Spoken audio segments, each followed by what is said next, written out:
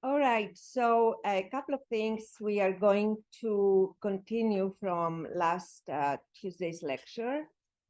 And I will also show you today, I'm following the book in many ways. So I'm gonna show you also what sections of the book you will need to use for your homework as well and for the studying this week.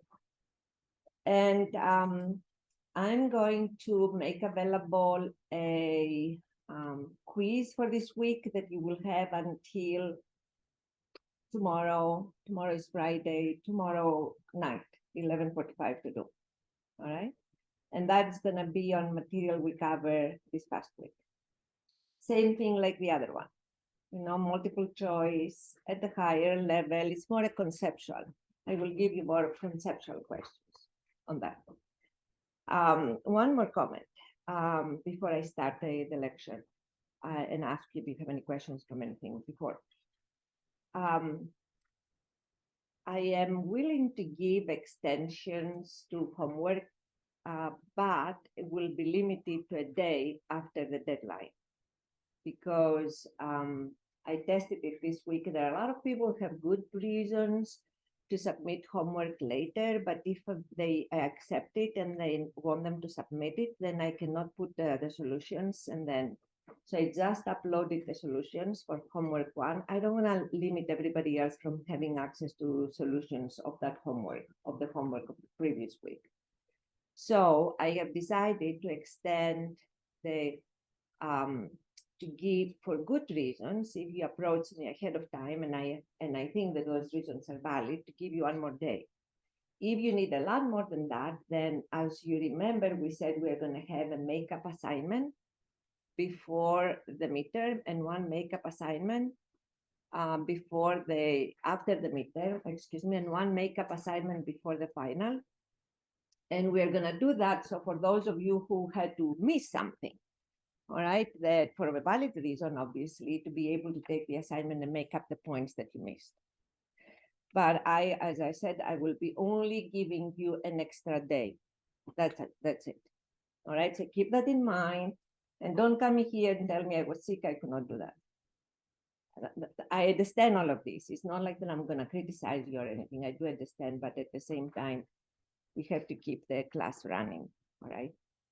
Okay, any questions so far from what we said? I tried to, these are my notes and I have already uploaded them so you can follow them, but practically most of the things that we did last time was primarily to do a review, but like a very brief review of transmission lines. And my hope is that through ideal transmission lines, through that review and the homework that you got for the first, you've had an opportunity to go and review the things that we are supposed to know in this class. Now, we are going to start building on those things, all right? That's why, and what we have to build on is a lot of material, so that's why I cannot spend more time. Also, I had 2 problem-solving sessions last week. On the one on Saturday, there were 3 people, and then there was only 1. So that's Saturday, all right? And this is supposed to be a free time for me, but I'm using it. If you don't show up, in my mind, how should I interpret that?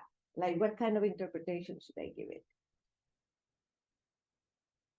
I leave it up to you. I don't know. I mean, put yourselves in my position. What would you think? I don't mind teaching a class even for 1 person. I've done this once. I did it for a person that needed to graduate and he had an accident. He was a football player. He had a really big accident. He could not be drafted because of that. And he needed his degree to go out and work. And I gave him a class for a whole semester with 1 person. So I've done this, my career, many years, a lot of things. So I don't mind and I will keep doing it. I will not, however, do anything without anybody there. Because it feels like kind of crazy, all right, to be on a Zoom by yourself and then solve problems. So as long as there are a few people, I will do this, but I do hope that you read those things and you use them. Because the one thing about, you think right now that if you have it there, you're going to use it. If it accumulates, you're not going to use it. So I can give you anything you wish, but if you don't do it immediately, if you don't look at that, it's not going to work. Okay, so that is just some observations. I would like to share them with you. And you know that at the end of the third week, which is this one, I'm going to try to do an assessment. And the assessment now, I don't have too many grades, I just have some observations. I would like to hear your views. So most probably it's going to be for you now that you have 3 weeks, but we're going to just doing these assessments every 3 weeks, all right, as we said. So I'm gonna give you a survey over the weekend. You do it, you will get a few points. I'm not gonna ask you to give me an immediate deadline. I know it takes time. It will be nice for me to have it within next week. It's gonna be a simple survey, and you're gonna get points out of it just to hear your opinion about things, how we do things. All right, so now, and with a pause, let me make a pause before I start. Any comments you would like to have? Yes. So, like you have the problem solving sessions. Are you doing those? I mean, you were just doing that. And I put them on video. Yes. Yes. Were you just doing that the first week? You're not. No, I'll do them every week. Are they going to be the same date and time? Yes. Okay. All right. So it's going to be one on Tuesday. On Tuesday, there was only one person that needed, what did I say? I do Tuesdays and Saturdays, isn't it? Thursdays and Saturdays. Okay. So today we have enough out. I'm on there. I will solve problems. And I will solve problems similar to your homework. All right. So it's not going to be the same. I will make it up right on the spot. You can test me and see how I'm doing. Okay. So yeah, for those, I will solve problems. I will put them on Canvas, and I will also incorporate the video app. There are a lot of some students, not a lot. I tend to say a lot, they're not. There are a few students who have good reasons not to be and they are in the lectures. They ask for the Zoom. I have to tell you, I will give that a little bit of less importance among other things. So I will put those. I have the videos. I need to edit them. Editing takes me a long time, and these videos are about 450 megabytes because it's an hour and a half and so forth. So I will do them every weekend. That's what I decided. Every weekend I will do that for those who need them, but you're not gonna have them immediately. I just don't have enough hours of the day to do that with my research group and everything else. All right, and everything else that I need to do as a faculty. I will do my best, but I just wanted to give you an idea. I'll try to every weekend to edit and have them privately available. But then the other ones that I will edit and have it for everybody will be for the problem solving session. All right.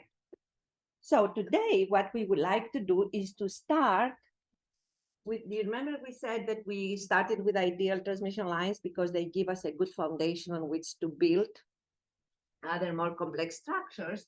So now we're going to start with a complex structure. The microstrip is one. You will see it multiple times. You will see it in the lab as well. For those of you who have done some internships, probably you have seen it before. It's everywhere in digital circuits, and then almost everywhere in microwave circuits. All right. Now, all of these lines for high frequencies have two conductors. We said that. All right. Why do we need two conductors? We need two conductors for one, the current that flows this way and is excited provided by the source to come back to the source. Otherwise, we cannot close the circuit, and you cannot have a high frequency circuit without having a closed path. All right. All right. So also we said, if you look, all of these dimensions are extremely important. So that the width of the microstrip, as we call it, the thickness of the conductors, they tend to be, even in reality, these metallizations differ. So for example, for those of you who may have done some CMOS based applications, you will hear that some of the higher metals are thicker than the lower metals. There's a reason for that. Usually in the higher metals, we put RF applications where we need more of a thickness. Otherwise, we will have higher losses. And in the DC applications, we need lower metallization. But here, for this class, we will assume that all metals have the same thickness, okay? And so thickness is important, as you will see later. So we assume that we have just a simple microstrip line, somewhere excited by a source, somewhere terminated at a load. All right, so we close the circuit. Now we go a little closer now. This line is not an ideal line, but you will see how we can design it to make it almost ideal. All right. So to be able to do that, let's go and look very carefully at what happens in this line. First of all, the two conductors are separated by a dielectric that has a thickness H. Extremely important. It has a dielectric constant epsilon and so forth. We'll talk about other characteristics of the materials and the conductors, but for the time being, let's assume that there are no losses. All right. So what you see here is that the charges, I only have placed them here and here, but in reality, there are a few up here, not many. The closer the two metals, the more the charges that will face each other, all right? Because they are trying to go the distance as the distance. Why is that? Because of electric forces. As the distance between charges becomes smaller, what happens to the electric forces that bind them? Increase substantially. And how does this electric force, Coulomb's force, how does it change in 3 dimensions with distance? 1 over distance squared. So a little bit of a change can make a big difference on how these charges are brought together. So usually for an H that is very small compared to the wavelength, then these charges feel a lot of force. And they try to find the closest possible, the location that gives you the closest possible distance from the positive from the negative. So however, in addition to that, there is this other thing that we said, that the charges like to go into corners. All right, they like to go into these locations. And therefore, while we're going to have most of the charges here in the lower face of the conductor, depending on the size of the conductor, we'll also have charges accumulated. So you will see, since the charges here are unevenly distributed, then you will see lines initiating from the positive charges and then terminating into the negative charges underneath. Now, the difference between the upper conductor and the lower is that the lower conductor does not have these corners, so practically it's a much bigger surface, they are not constrained, and therefore a lot of these negative charges are also spreading out, and that's why. Why do they not all force themselves like these ones? Because of what other force? The same Coulomb's force, but between charges of the same polarity. So there are forces that are pulling them apart. One negative charge from another negative charge will have the tendency to move away. All right. So there are these positive forces, these forces which are attractive. So they cannot go that far away because they have to stay here. And then, of course, they distribute away from each other as much as they can because of the repulsive forces. Okay, so this is where. Now, because of that, what happens to the current? One current here goes like this. So always at the edges, you have the highest value of the current. Now, we never really, when we are looking at this as a transmission line, we'll consider the average value. All right, and maybe the value here is very high, but if you integrate to find the total current, it's a lot of these that contributes. Okay. Now, here, however, the current extends. Why is that important? For 2 reasons. First of all, because the current here, if you bring another microstrip that is not far enough from this one, then the currents from this and whatever neighboring microstrip you have will overlap. And what happens when currents overlap? They start connecting with each other. One current will affect the other because primarily are the fields, all right, that they come with them. And therefore, there is what we call crosstalk. Crosstalk means when one light is connected electromagnetically with another, or they talk into each other. Somehow they are connected. You change one and the other feels the impact, all right? So the second thing is because the current, the charges flow here to the edges, and there are lines that will go even further out, all right? There will be some lines here. I did not do them like this, but if I were to do a line like that, I will do two. One can go like this. Now, in reality, they are weaker field lines. They are not as strong as the ones that I have, because obviously these outer lines connect with some, lonely charges out here. So they are, the distance between these charges and something like out here is so much bigger. So the electric field that is excited between these two is going to be weak. However, the lines are here. Now, what happens? What happens when the lines are there?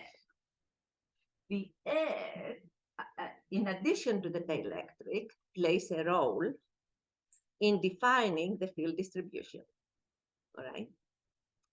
And as opposed to a capacitor that you have seen in 322, where the two metal plates are so close to each other, all right, that and so flat, parallel, and so close to each other that practically every electric line is in between the plates, and then we use the dielectric constant for that practically to compute the capacitance.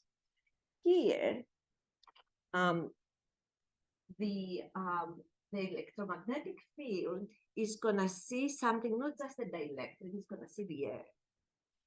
And therefore, to find the propagation constant of a transmission line like that, we have to take into account the fact that there is a portion of this electric field in the air. So we'll talk about this a little later today. In any case, if we, for now, forget about these, which we call higher frequency effects, all right, but let's forget them a little more for a second. Practically, this line is not any different from a two-wire line. All right, so I can go back now to my basics. I say, okay, what is it that I know? I know the basics. I know these things. I know that if I have a two-wire line, then there's a current that goes positive along the positive direction, a negative current.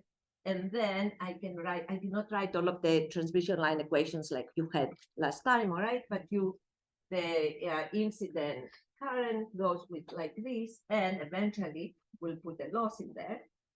And the reflected current goes like that. So now let's talk a little bit about the losses. And because now is the time, and let's see what kinds of losses we have. All right, so you remember, we have two types of materials, excluding air, conductors and the dielectric. And that is ideal in real life, but an ideal dielectric will have only a permittivity, which is real, and of course, zero free electrons, all right, zero anything else type of a loss. So practically, there are no losses because of the dielectric, and the conductors are perfect conductors, so sigma conductivity goes to infinity. All right, well, nothing is ideal in real life, and therefore, what happens in a system like this, we see both a dielectric loss, and I talked a little bit about that, but I wanted to show you a visual to understand it. So we talked about, now let's focus on the material losses. When you talk about the material, people can talk about the loss of the material in different ways. And we'll come down to that understanding how to talk about it. But in reality, physically speaking, there are two types of losses. All right, and I have them here. One is a loss due to polarized dipoles. What is it? This is an atom. Simple, all right? A positive nucleus and one electron in this particular case. Okay.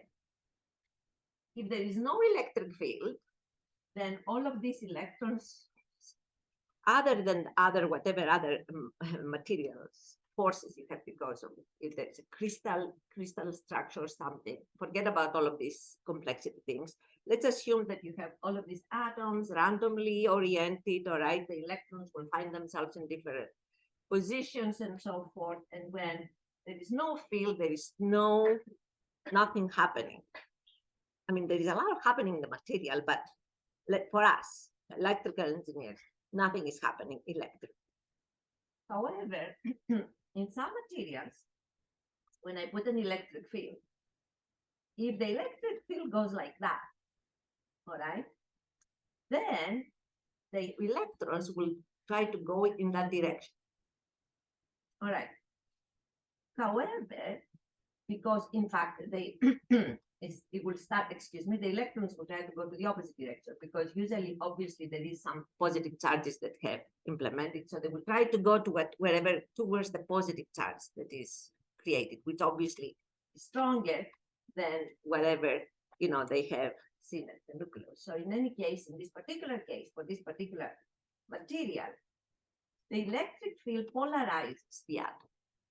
And many times you're going to hear that saying that the center, which is the nucleus of the atom, is displaced. Yes, it is displaced, because if the center is here, and you say the positive center is here, and the negative center, even if it's like an orbit, all right? If you average over time, and the electrons move very fast, so it's really a cloud around the center, electrically, this is neutral. Has zero, all right, charge, because the negative and the positive here cancel each other. So in terms of a charge, the center of the positive charges and the center of the negative charges in one atom overlap, and therefore provide neutrality, all right? So that happens here. However, in this one, the centers of the negative charges, all of the electrons will try to go into one direction, and they will leave the nucleus, the positive charges, in the opposite direction. So there is the force that is going to be exerted by the electric field is going to force that displacement between the center of the negative charges and the center of the positive charges. That is called a dipole. And higher classes, we will call it a dipole moment. All right, why we call it like that? Because there is energy that is needed to sustain that kind of arrangement. And this energy, guess what? It comes out of the current that flows in the microstrip line. All right, so how do we express that? We write the permittivity as a complex number, a real part and an imaginary part. And this imaginary part, which we can measure and it can be given to us, is nothing else but an indication. It provides macroscopically an idea of the losses due to these microscopic events. Okay, this is the one type of dielectric. Then we have losses due to movement of free electrons. So here is what happens. Let's assume that your field, now you have multiple electronic levels, all right, or in energy levels of electrons. You have different, like consider electrons in different orbits. The ones that are closer to the nucleus have stronger forces that attach them to the nucleus. The ones that they are further out have weaker forces. So these are the most susceptible, even with a little bit of an increase of temperature, for these ones to just escape from the upper, all right? That's why some materials, if you put them in high temperature, they get some conductive properties. But in any case, with an electric field that is applied, these ones, all of these out there, the outer electrons will separate themselves from the atom, totally. Not like this, but here, they're going to be totally out there, and they will all run into one direction, and they will create a current. And this current is called the conduction current in the dielectric. All right? So now we have these two types of losses. However, to simplify things, we don't speak about them as two separate things. We speak about them as one. And a lot of time, and this one as you see, we develop a function called the loss tangent, because it's tangent delta. It's called the loss tangent. When you tell me loss tangent is this, I will understand what you're telling me. And what is the interesting thing? It's not only a function of epsilon double prime or epsilon prime and sigma, but it's a function of frequency. So now you start hearing some high frequency effects, because what happens? If this is higher, if this is like a little bit higher than I wanted, and if this is higher and the frequency gets higher, this one grows really fast. So in higher frequencies, you're going to have less of a performance. Your losses will go higher. All right. So this is, as a matter of fact, the formula.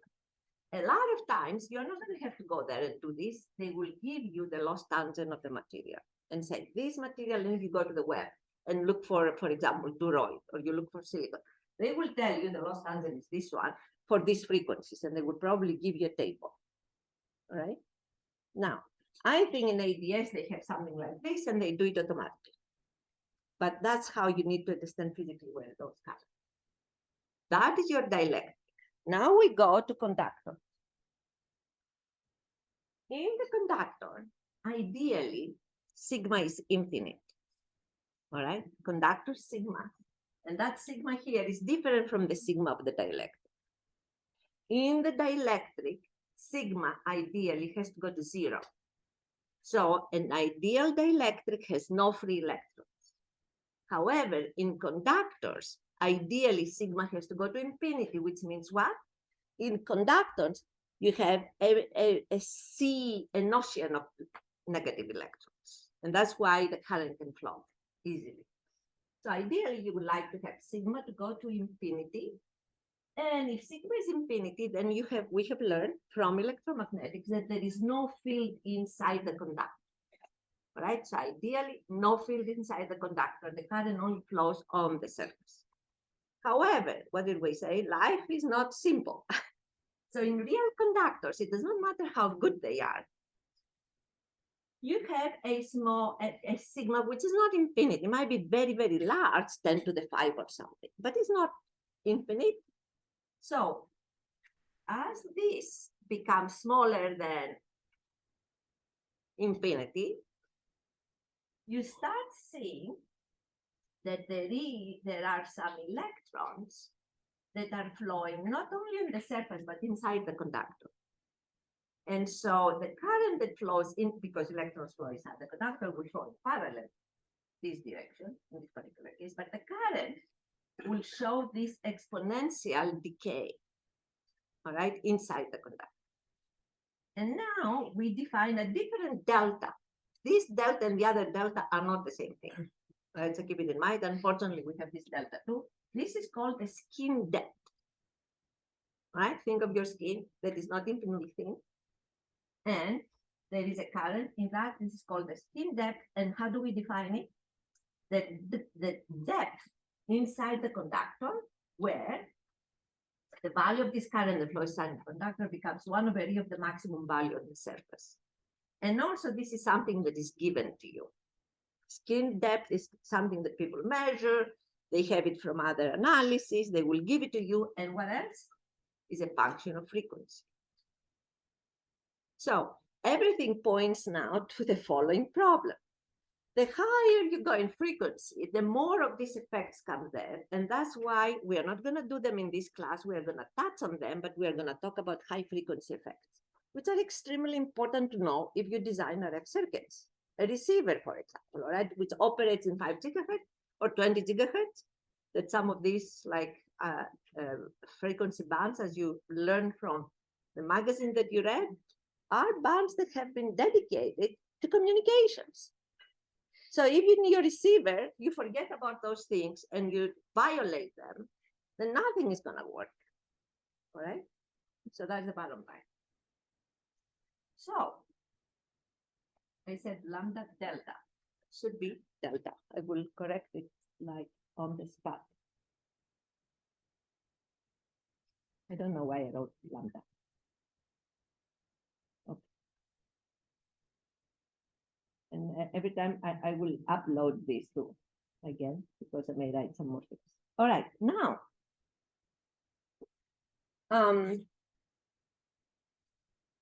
we go to another effect, which is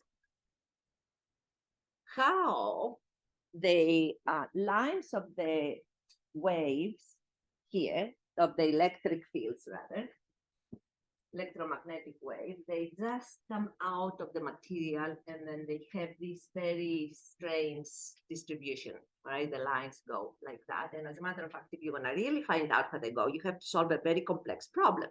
You have to solve what we call the boundary value problem, like Maxwell's equations, where you take all the boundary conditions and there is a software that there are multiple softwares that do that. One of them is HFSS, the other is SONET. There are all kinds of software that solve the full wave, as we call it, full wave problem. But for us, we want to avoid it. All right, so what do? Now we go into back to what we, every time we feel uncertain, what do? We go back to our basics. Is that not true? We do that in life too. Every time we are faced with a challenge, we go back to the basics. That's why basics are important, all right? So what is our basic knowledge? Ideal transmission lines. What happens in ideal transmission lines, if you remember, from both electrostatics, magnetostatics, and electromagnetics? But let's take the statics piece.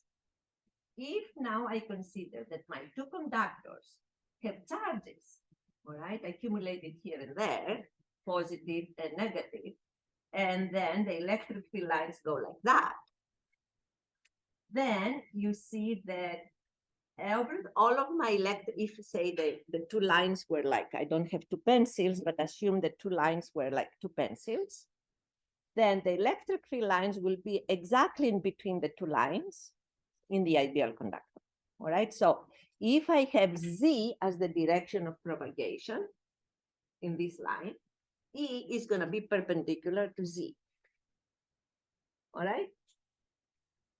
So, or transverse to Z, as we call it. Then what happens to now consider the current as opposed to charges? And therefore, there is a magnetic field. And if this current goes like that, the magnetic field for this is going to go like this.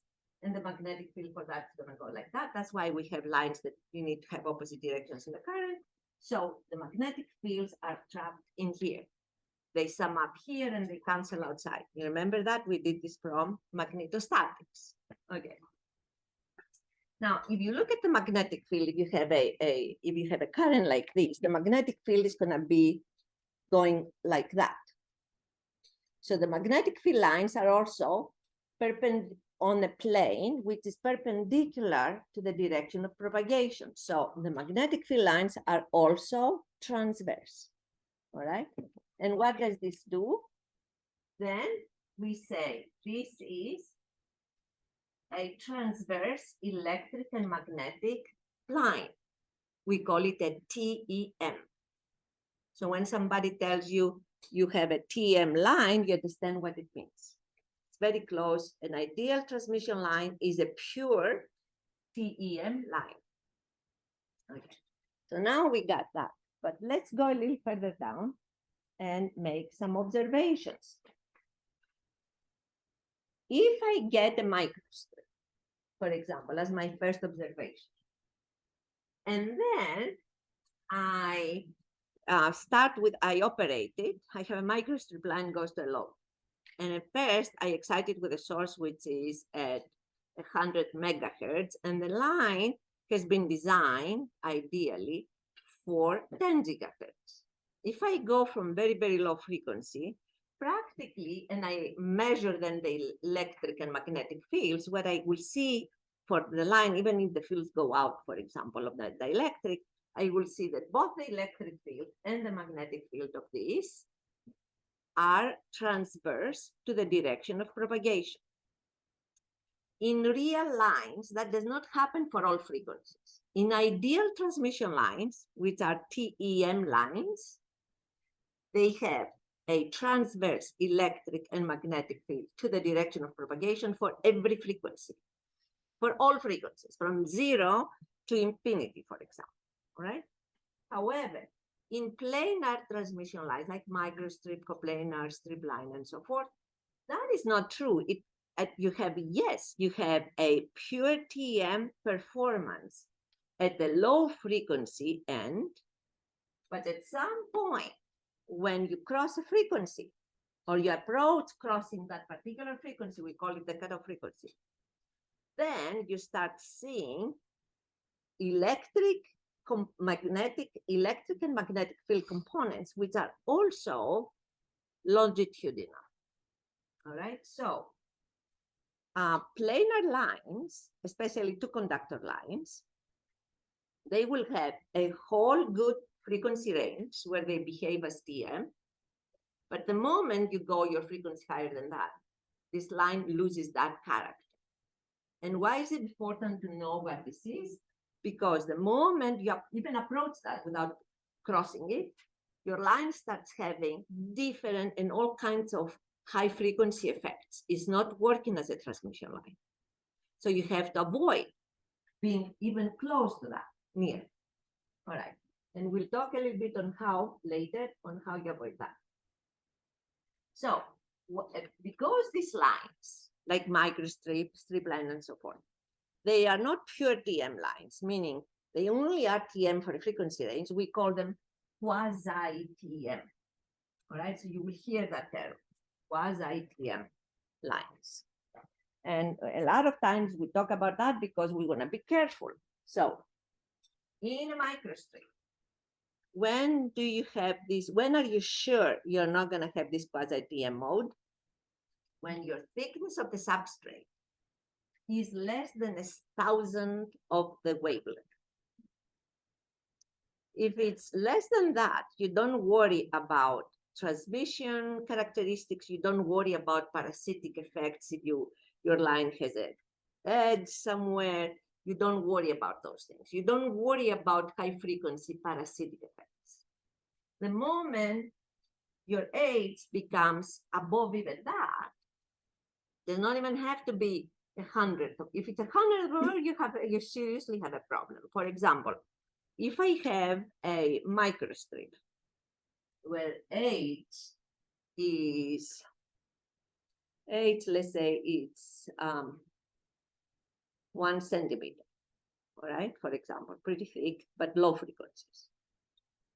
For low frequencies. If, however, I take this thick centimeter and try to push, and in this I try to push the frequency higher than 1,000 of a centimeter, is going to be 10 to minus 2, 10 is going to be 10 to minus 2, 10 to minus 3, 10 to minus 5 is going to be 10 microns. All right. If, for example, 1,000 of that well, I talked about the wave. Have to go to the wavelength. Let's assume that you are at 1 gigahertz for 100 centimeter, 1 centimeter thickness. 1 gigahertz is 30 centimeters. All right, so 30 centimeters wavelength divided by 1,000 is gonna be 0.03. Oh no, is 1 over 3. It's 30 centimeters times 30 centimeters, and then divided by 1,000 is going to be 30 divided by 100. Yeah, 0.03 of a centimeter. 0.03 of a centimeter makes it 0.3 millimeters, makes it 300 microns. So, for example, you have to be around that. Maybe I'm a little too strict, but in this case, if you are comfortably like this, then you know you're not going to have any high frequency effects, because you may have transmission line, like almost a quasi-TM transmission line on a line, but the moment you try, you find a discontinuity, then all of a sudden at that point you have high frequency modes. All right. So in any case, you are comfortably in a quasi-TM mode if you are very strict and if you try to make sure that your thickness is very thin. All right. If you will see, for example, in CMOS applications, they're going to higher frequency, the thickness can be like a micron between the metals, a fraction of a micron. All right.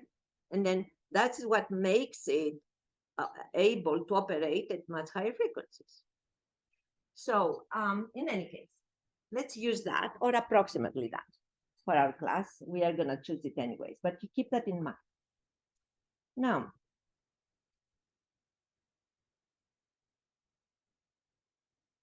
a line that satisfies somehow this, where you comfortably feel that your H is much smaller than your wavelength, can be modeled as an ideal transmission line.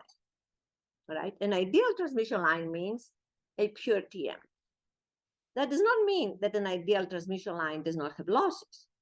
All right, so you can have an ideal transmission line, but with losses in there. So that is gonna take us to looking at transmission lines with losses in the system, which we have not done in 322.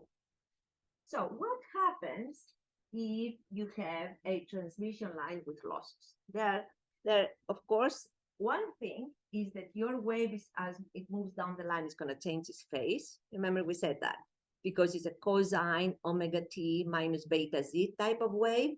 When you move along the line, the cosine omega t minus beta z, the beta z component changes. So practically, as a wave moves along the line, it changes its phase.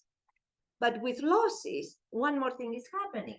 Not only the phase changes, but its amplitude too. And losses would lower the amplitude, all right? So it shows like as your voltage wave goes down the line, the amplitude for this wave is going to get smaller. And of course, the current is going to get smaller too. Okay, so these two parameters try to help us take care of those effects. Beta, which is called propagation constant or wave number, it shows you how your phase changes. Alpha, which is loss factor or attenuation constant, it shows you how your amplitude changes, all right? And therefore, what happens in this particular case, and I can write it here, and write something.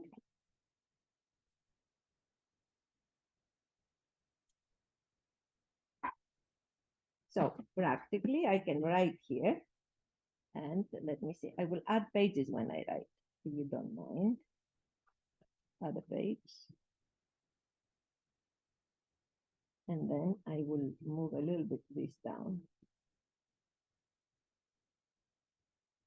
Okay, so what I can write for a BPLE, you remember before in the lossless case, still ideal transmission line, we had B plus of Z was B0 plus e to the minus j beta z. You remember that, all right?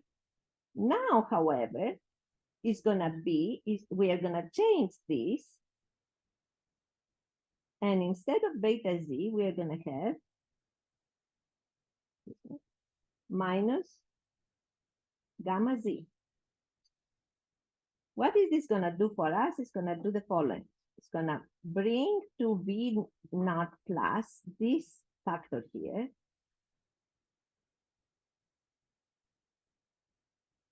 which shows the attenuation. And then we are gonna have this factor here, which as before shows the change of phase, all right? And of course, the same thing is gonna happen with the I minus and I plus. And for, I can write V minus Z is gonna be a V naught minus E. Now I will write it plus here, Z, E to the J beta Z. All right, and then the reason you say you have an E to the A Z is because the wave goes along this different direction. All right, but it's always negative. I mean, it's, excuse me, in reality, when you start plugging in coordinate the right direction of the coordinate system, always these factors will be negative. All right, so there is no increase of the voltage, there is always reduction, whether it is a wave going in the positive Z direction or a wave going in the negative Z direction. Okay, so that's how we write it. Now, we said that last time that if we have an ideal transmission line, then it would take a very small section of the ideal transmission line, this very short section, all right, the section DZ. Let's assume that I have this very short section DZ here.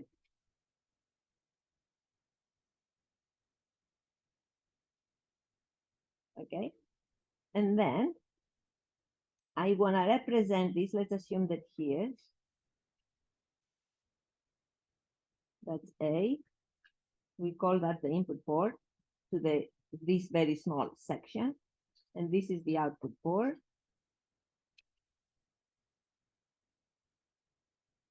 Now, for that, I can find an equivalent circuit in terms of an inductance. And this inductance represents the impact of running along the line. All right, so moving a current along the line is like an inductive effect because it forces the current to spend a distance between the input port and an output port. All right, and I will say a little more about that too. But because the length is small, it's LDZ. And then it's a capacitance here, DZ. And therefore, in this particular case, I have represented my very short section of transmission line with an LC circuit. Why do I do that? First of all, when you have an inductor, what happens to the current that flows through an inductor compared to the current that flows through a wire?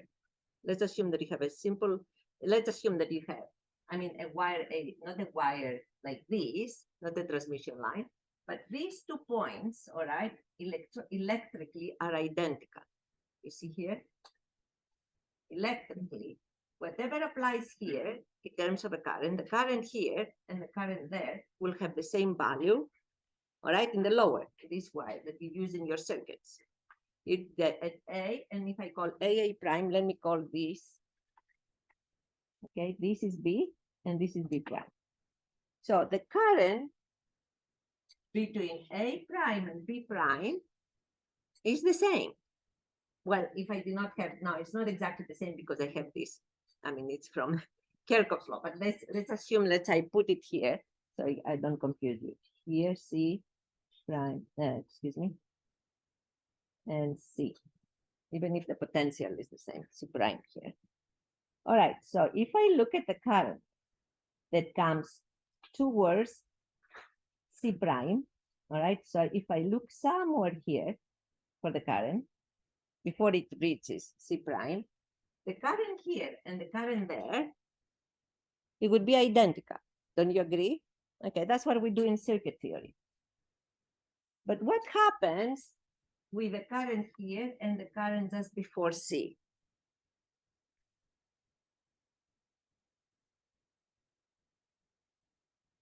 If I were to see that in the time domain, what would I say? That this current is doing what? Is lagging. Why is that? Because it has to go all through this. It takes longer to go through this wire, all right? And in fact, the inductor takes care of the fact that for a current to go from A to B in transmission lines, it takes time because A to B, from this to that, is a physical distance, while this to this, there's no physical distance involved. So whenever the current has to flow through a physical distance, it takes longer from if the current were at the same point, all right? And that inductor takes care of it. Now, what happens with this capacitor? Why do we have the capacitor there? Because if I have 2 wires which are charged. There are charges there, all right, obviously. Then what happens? There is time that it takes, all right, as I excite it with a voltage. It's going to take time until all of the charges align here and all of the charges align there, and I have the maximum capacitance. All right, it takes time for this. So practically, that is the capacitance that takes care of that effect. So if the lines are very short, then I can do this very simple equivalent circuit. So the question is next. Okay, before we go to anything next after the short, let's go to what happens if now my lines have losses. If the lines have losses, we have other effects there that we need to take into consideration. All right. So it's not only true that for the current to go from this point to that point, it's gonna feel like it goes through an inductor. But when the current goes from here to there, it also loses part of its energy. And how do we represent that? By a resistor. All right. Remember the attenuation factor, the e to the minus az. So when the current goes from here to there, or the voltage, the magnet has already dropped. So we need to put this resistor for that. Okay. And not only that it drops because of the conductor losses in the metal, it also drops because of the dielectric losses in the dielectric. Small, but important. So in here, to take care of these losses, we put a conductance. So what you really see as an equivalent circuit, let me do it here, A prime, B prime, A prime,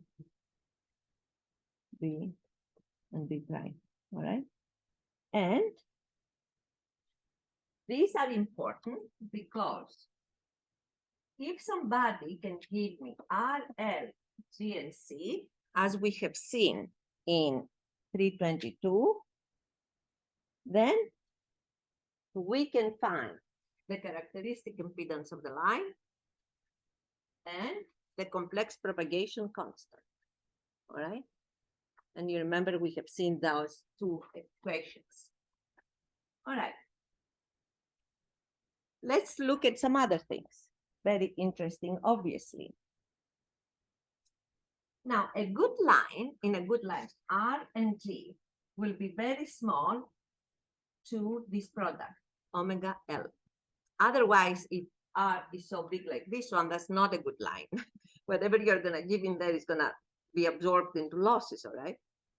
So always we design a line to have R by choosing a good conductor, to have R that is very small compared to this, and by choosing a good dielectric, we have G very small compared to that. What does this do? Here, it makes a difference to characteristic impedance. So even if you have losses, your characteristic impedance, because this is R is much smaller than this, I can ignore it. Because G is very small compared to that, I can ignore it. And therefore, my characteristic impedance remains real. And it's identical to the characteristic impedance of my line without losses. That's great news, all right? Otherwise, we'll be in great trouble because our Z naught will change with frequency. There is nothing worse than having that in your design. So at least we are good here. Of course, this one, we still have a real and an imaginary part, and we keep that, all right? So for a full characterization of a line, somebody will give you R, G, L, and C, but you will need only L and C for Z naught, and you will need all of these for alpha and beta, all right, to find. And the moment I have these characteristics, then I can represent my microstrip line with an ideal transmission line with losses. All right. Now the question, therefore, is how do we go there? And now I'm gonna go and show you another that I have already placed on Canvas. And then it will be in also in your textbook. So I will show you where in the textbook I will go to use formulas important for us. All right. The formulas that I would like to use is primarily to go from R, G, L, and C that somebody's going to give me, or to go, excuse me, how I can go that to Z naught and gamma we see, but how to go from the geometry of the microstrip to R, G, L, and C. All right, that's not obvious. So let me, first of all, show you something which is very important before even we go to R, G, L, and C. So let me see here.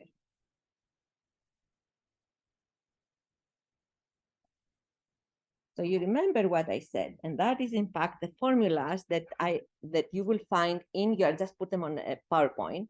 These are formulas that are in the, let me go back and show you to remind you what you have to study. In this one, this is, I told you that we are going to study, maybe I will also put it underneath Thursday. This is the section of that volume. I have taken these 5 volumes that I told you that are available. You can download them, but look at what I have done because there is so much material in there, we don't need it. So what I have done in this volume, okay, well,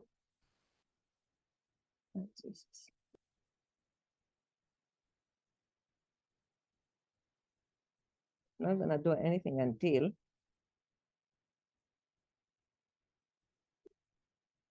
okay, perfect. Last time I I stopped that and I was losing the connection, so now I learned.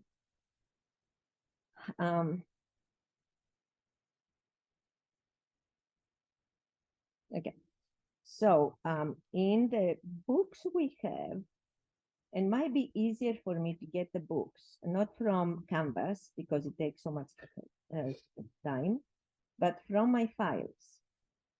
And the files, yeah, in fact, I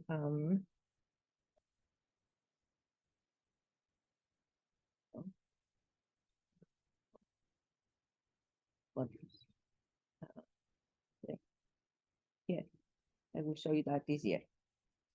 Okay, what I've done in this, I removed some sections that I thought they were kind of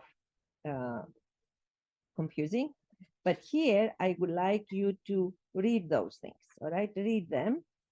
And then these are things that will be important, all right? So number one, and that you need to keep in mind is the following. To be able to find the, so you will have to read this from that section, right? That I put there. In a wave propagates, an electromagnetic wave propagates with the velocity of light in free space. However, if you put an electromagnetic wave and force it to propagate in a dielectric, it's going to slow down. All right, it's not going to have the same velocity like free space. It's going to have a different velocity, which we are going to call the phase velocity of that wave.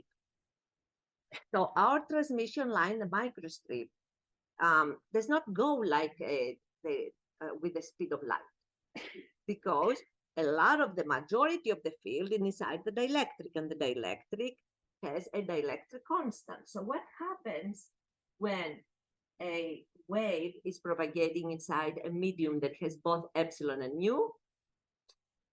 All right, for free space, if you put mu naught and epsilon naught, this one becomes the velocity of light. All right, if you put these two values for free space, epsilon naught and mu naught, then this one gives the velocity of light. However, when you go, and then here's the velocity of light, lambda naught, all right? It gives you the velocity of light, which is this. It will give you accordingly the wavelength. And you can see how to find the wavelengths for that. You know how to do this? I always use 1 gigahertz, and I remember that 1 gigahertz in free space has 30 centimeters. And then you go, when you go higher, it goes lower. When you go lower, it goes higher. But that's how I don't do this calculation all the time, all right? So that's how I remember it. Okay, now let's assume that you are in a dielectric and epsilon is above epsilon naught. A dielectric is going to have, as we have seen in statics, and I can write it here. I don't think I can write, but in a dielectric, your epsilon is going to be the product of epsilon sub r, which is a relative dielectric constant, epsilon naught. All right, you remember that? And your mu is going to be your mu sub r, which is the relative permeability, times mu sub naught. Good news is for a dielectric, mu sub r is 1. So always for a dielectric, mu equals mu sub naught.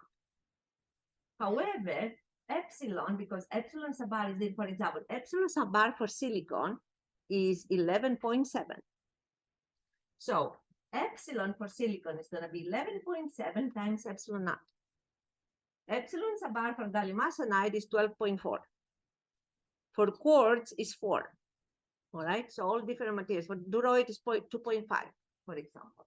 So this. So that tells you how much your epsilon is. And therefore, by following this, what I find is that I can compute the velocity of the wave in any medium where I know epsilon sub r and mu sub r. The other thing I can say from these calculations, and you can find that your velocity of the wave, and in fact, in this case, let me go here. Where is it? Yeah. What you can find out is that the velocity of the wave here, which is going to be 1 over square root of epsilon mu, if your epsilon equals epsilon sub r, epsilon sub naught, and mu equals mu sub naught, which is for a dielectric, then your V sub P, we call it V or V sub P, is going to be C divided by square root of epsilon sub r. And that's the velocity of your wave in a dielectric. All right. So let's go back to where we were here. So now here it gives you some examples, and I suggest that you do these little examples. The solutions are here, but you have to do them to practice a little bit. This is where now, due to losses, this becomes important.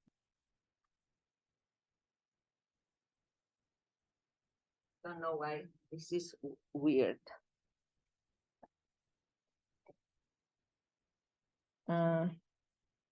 Yeah, I think I will do this. I cannot fix it right now. I think it was not supposed to be equal to J sub omega C. It was supposed J omega C to be down here. It is.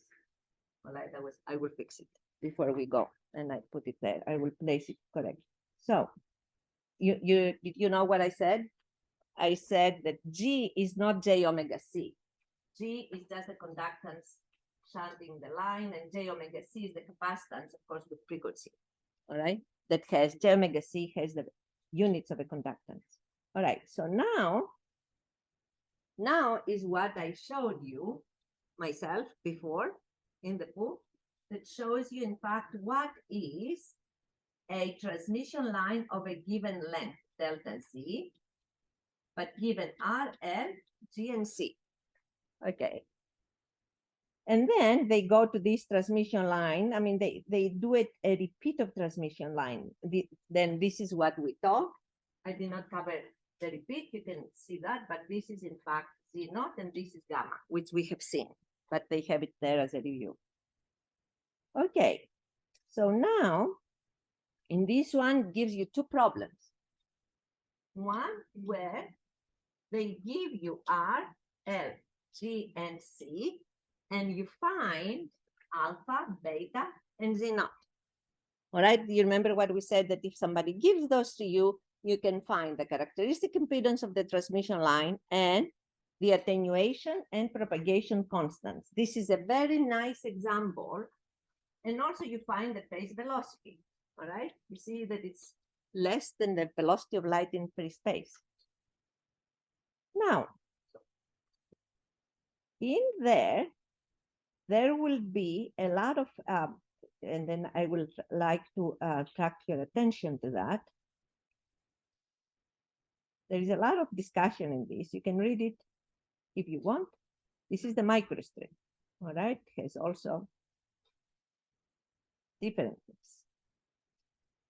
These are also some, I mean, that's why I did not like this book tremendously. I like the examples because it does some things and then goes to planar lines. But here is what I would like to say. We will read that on transmission lines, planar transmission line structures. This is what we covered, the microstrip, all right? Forget about coplanar waveguide and so forth. I will make you a list of the sections you have to read, but I would like to take your attention to where you get the formulas. If you go down here, okay, these are the formulas that I have for effective permittivity and characteristic impedance in my notes. And there, let me see.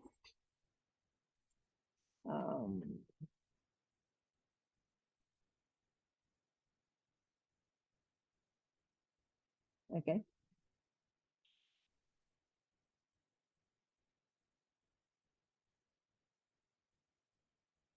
Right, so here, these are the two formulas. I will put the same similar formulas also for you on PowerPoint to help you. But these are the formulas that give you the characteristic impedance for a dielectric that has epsilon sub r epsilon naught, phase velocity, but then also it gives you something else which is important. Remember we said that there are lines that are extended in the air. Because of that, you have to change the dielectric, relative dielectric constant into an effective dielectric constant, an effective, all right? And that takes into account the fact that part of the lines are in free space. So some people will give you that, or they will give you, you use this formula, they give you H and W, and H over W is not very small. I will finish those because you will find the use. These are all formulas that you can use. You identify this alpha and this B, and from here you identify epsilon sub r. I need to find what this U is. Let me see. It's another. I have not finished those, but I will put there those for you, and I will see more of them next time. But what I wanted to say is that if you look at the formulas, you will not anymore have to do any electromagnetic work. You just have to know why this, for example, looks like that, and it's not just epsilon sub r. It's because the field is in space, in free space. So you have to calculate that, and the moment you have this, effectively you find Z naught. All right, so this is what this has nothing to do with losses, but it's because you have an electric field that goes out in the air, and therefore the effective dielectric constant is like a mix of epsilon naught and epsilon sub r. And that you will find it here. We're going to solve some problems of that next time. And also the problems we're going to do next time will involve computing R, L, G, and C for a microstrip. All right? So that's what we are going to do. But I hope now you can see how we are thinking about planar transmission lines. All right? The kinds of effects that we see from the fact that they are not ideal. all right, that they have a particular structure and then they incorporate specific materials. Okay, so we'll see you on Tuesday. And in the afternoon, we'll have problem solving. 2:30 to 4. Those after the session, I need to run to work and I might be able to. It's not that I'll post the slides, but the video is gonna take me some time. Okay. Yeah, the slides absolutely, yeah. Sure, sure. I was wondering how I should approach problem number 2 here. So when I'm looking this way, I want it to see 50 ohms, right? Because I Let me see what I say because I don't. I want to, Okay, this is homework 2. there's homework 2. Assume that given the value should be so that we have maximum transfer of Yeah, power. I mean this Okay, one like- should just be Complex 50 con- plus J30. Yes, Yeah, it's yes. just complex Yeah, conjugate. that's what people. Do. Yeah, Okay, this this one, is an ideal transmission line like 2 wires. right. Yeah. But you want this when you're looking from A prime forward, you want it to see 50 ohms, right? So that you match the source impedance. Okay, assume that this is ZS. Mhm. ZS is Well, 50 ZS ohms. right here is 50 ZL is that, and find the ideal transmission line matching network. So like what we've done in the progress one. So maximum power is delivered to the load. Okay. You have to the load. You Right. have therefore to say how much is this gonna be. Right. Which is So according to you the want previous. looking this way Yes, from A yes. prime. Yeah, You want yeah, it to yeah. look like 50 ohms, right? Yes. So that you match. Okay. Yes. So you exactly. should use Good, I'm listening to you. this formula, right? You don't know what is in there. I know, but you want Zn AA prime to be 50. Yes, You but know you the don't characteristic impedance. know. No, but it's not a single line. Ideal transmission line matching network. You may have Okay. a step there. Like we did in the past Yes, homework. yes, in a past homework. It may have something more than that. Okay. All right. So you cannot assume. So You have to see if this is 50 ohms and this is how much. so we need to This add is- a shunt you- stub so that you Yes, can you get rid of that this. admit. Plus, you need to move the 100 to 50 Okay. How do we do that? with Because the quarter wavelength a transformer. quarter wave transformer. So put a quarter wave transformer, a and then stub. after the quarter wave transformer, you want the stub. Yes, you can put it before or after. All right. Do you understand what I'm saying? Okay. I think so, yeah. It's like the previous, Okay. the previous Yeah, okay, homework okay. we've done, Okay, and then Yeah. think of this is the guy. Is a section of a Okay. quarter wavelength transformer plus Right. the stub. okay. So- So essentially, we're just adding in those components ourselves. Okay. and But you will figuring have out to the- decide if the stub you want your stub to be open or short. Okay. Don't make it too long. Okay, So yeah. try to find the one that's gonna make it the shortest Right. distance. Okay. So you just Okay. have to look up which one will add admittance versus Yes. which one will. Yes. So using Yeah, a Smith okay. chart could be pretty Yes. helpful for Oh this. yeah, yes. And then what do I say after These that? ones are just geometries, I think. Yeah. Or this one's a geometry of a Say for the microchip circuit for and problem aggression 2. and causes the print on the right, also assume the design frequency, identify the geometry, length, and limit of the various microchip line sections you use in the MT you have designed. Okay. And usually to find this Z naught, there are look into the book and Okay. there are formulas. So Okay, that then gotcha. would just be for the length of the stub, right? You're finding the You want it geometry in of the this- length of the the stub. length of the width The and width the of, substrate. Of the, Okay. Yeah, because the length you okay, found that is you have the length of the stub, Yes, but so you that's what give that's what it's Z referring to, naught, right? Yes, Okay. yes. But I give you epsilon sub r and h. So practically you have to find the width of the microstrip. That's Okay. all. oh, okay. Okay. See? Oh, it's so using we those need to do- equations that were given to. Okay, to- so we would need to do that for the stub think so, and yes. the quarter Yeah, and the yeah, quarter I wave think so. transformer. Okay. Okay. Oh. Well, yeah, that's it. Okay. Okay. Okay. Thank you. Yeah. Sure. The same question. So Yeah. here, so for the line, so I need to like for beta. So this would be like a quarter, like Yes, that, because or- this, but you have to, if you do that, then you have to put a stub somewhere. You have to think where is the best place to put the stub. or like to put it here Why? or here. It's better place to put it here because you're gonna immediately cancel that. To put it Oh, before the, after. or After, yes, Oh. because you immediately cancel it. No, no, yeah. Yeah, okay, put it here. okay, Yeah. yeah. So just like the law, okay, yeah. Mm. With the load. Does But it, you can do it either way. does it really matter whether you do a short or an open, or is it like, I No. guess it depends, but, If your short is gonna be, if just be a one of the different two distance. will be shorter, okay. So so the shorter is probably the the better shorter one. the better. Okay, Unless it's gotcha. like almost zero, then you go to the next length. Okay, yes, ma'am. Yeah. Thank you so much. Sure, Thank you. sure. Sorry. Yeah. Hi. Sorry about this, but I Oh, don't yes, think I know. that- I know it's been, what is the best way to do it? In fact, I have so many, I need to call them Okay. and I will say yes for all of that. Probably the best way to do it. Okay. Yeah. All right. Yeah. Yeah. Thank Sounds you. good. Thank Yeah, you. yeah, yeah.